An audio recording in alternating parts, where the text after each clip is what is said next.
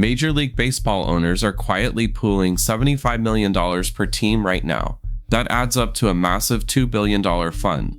But this money isn't for stadium upgrades. It isn't for superstar contracts. It is a calculated war chest designed to starve out players in the upcoming 2026 labor dispute. The league is preparing for a fight, and they are building the financial runway to ensure they win. You need to know this because it changes the future of the sport. Here's the exact math behind the impending lockout. Let's look at the numbers. In 2024, the league brought in a record $12.1 billion in revenue. That is a $500 million jump from 2023. But instead of pouring those profits back into the product on the field, owners are diverting that cash into a central reserve. The math on this war chest is incredibly precise. $2 billion spread across 30 teams equals roughly $75 million per franchise. They are withholding this money directly from central fund distributions. It sits in a bank, untouched, waiting for a specific date. That date is December 1st of 2026. That is when the current collective bargaining agreement expires. High-stakes negotiations are going to kick off in March, and both sides know exactly what is coming. The owners want to fundamentally change how players get paid. They want cost certainty. If you ask prominent agents like Scott Boras about this cash hoarding, the perspective is clear.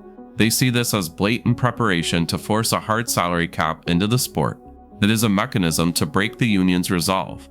When you have $2 billion sitting in reserve, you can afford to miss games. You can afford to miss television broadcasts. You can afford to wait. The players who rely on their game checks cannot afford to wait forever. This creates a massive leverage imbalance before anyone even sits down at the negotiating table. The owners are effectively self-insuring against their own lockout. They know that missing a month or two of the season will hurt, but the long-term structural changes they want are worth the short-term pain. They want to control the competitive balance tax thresholds. They want to stop the escalation of salaries at the top end of the market, and they are using the league's record-breaking revenue to fund the operation. The players are watching this happen in real time.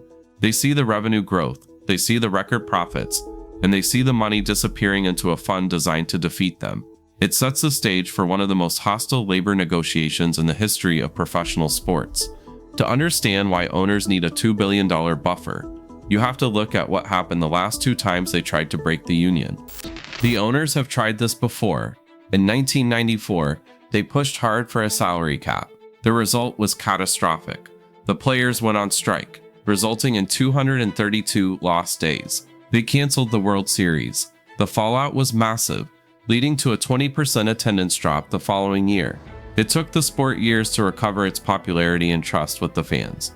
But the owners learned a lesson. Fast forward to the 2021 and 2022 lockout. This time, they imposed a 99-day freeze. That standoff cost an estimated $1 to $2 billion in combined revenue losses for both sides. The owners used their unity to secure long-term structural control over competitive balance tax thresholds and anti-tanking measures.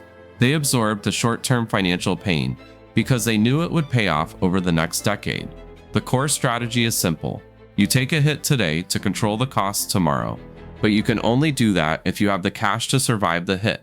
From the player perspective, this is incredibly frustrating.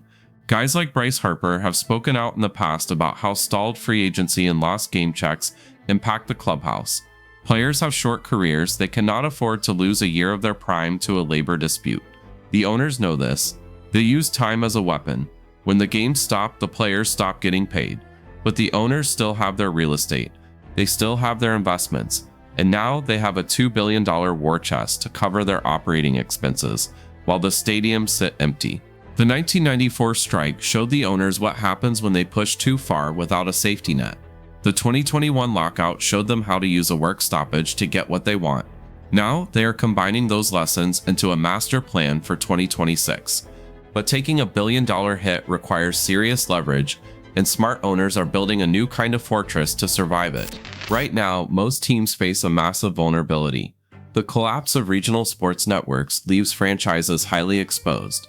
If a work stoppage happens, broadcast revenue vanishes overnight. Teams relying on those local television deals to pay the bills are going to panic. But look at the Atlanta Braves. They built the ultimate hedge against Major League Baseball's 48% revenue pooling rules. They created a mixed-use real estate development around their stadium called the Battery. It is a brilliant business move. The financial data proves it works. In 2025, the Battery generated $97 million. That is a massive 45% jump from 2024. This creates a stable, non-shared income stream. When you own the bars, the restaurants, and the hotels around the ballpark, you make money all year. This real estate strategy is bulletproof. It remains completely immune to labor disputes. If the players strike and the stadium doors lock, the Battery stays open. People still rent the apartments. Businesses still pay their leases. The Braves keep cashing checks while the rest of the league bleeds money. This allows diversified owners to continue spending and operating normally, while small market teams panic over lost television revenue. When you do not rely solely on ticket sales and broadcast rights, you hold all the leverage. You can outlast the union because your core business survives the freeze. Other owners see this. They know the old model of relying on cable television deals is dead. To survive the next decade of sports ownership, you need physical assets that generate cash whether the team plays or not. The Braves built a fortress. They proved that real estate is the ultimate defense against a labor war. This real estate cheat code completely changes the math on who can actually afford to survive a 2026 lockout. Let's run a CEO scorecard to measure owner endurance. We look at three things: debt ratios, RSN exposure, and market size dependence. Compare a highly vulnerable team against a diversified giant. The Washington Nationals carry massive debt, sitting at roughly $550 million. They rely heavily on traditional revenue. If the games stop, their debt payments do not. Now look at the New York Yankees. They are a big market giant with diversified assets and massive local reach. They can absorb a massive hit. This is exactly why the $2 billion war chest exists. It disproportionately helps heavily leveraged small market owners. When the big market teams push for a mandatory salary floor or strict cost controls, the small market owners need cash to survive the fight. The $75 million payout from the war chest keeps those highly leveraged teams from going bankrupt during a prolonged strike. Personal liquidity matters too. Mega wealthy owners like Steve Cohen have billions in personal net worth to act as a secondary buffer. But personal wealth is just a backup. Structural business health dictates who actually wins the labor war. If your franchise carries low debt and low RSN exposure, you dictate the terms. If you are drowning in debt and relying on cable deals, you are just trying to survive the freeze. The owners built this fund to keep their weakest links alive while they break the union. So what does this mean if you're trying to build a resilient sports business? Sports executives must hedge against media volatility by building diversified, non-shared revenue streams like real estate. Keep your debt ratios under 30% and foster unified leverage before negotiations even begin. If you want to master the player contract strategies that teams use alongside these real estate empires, check out this video right here.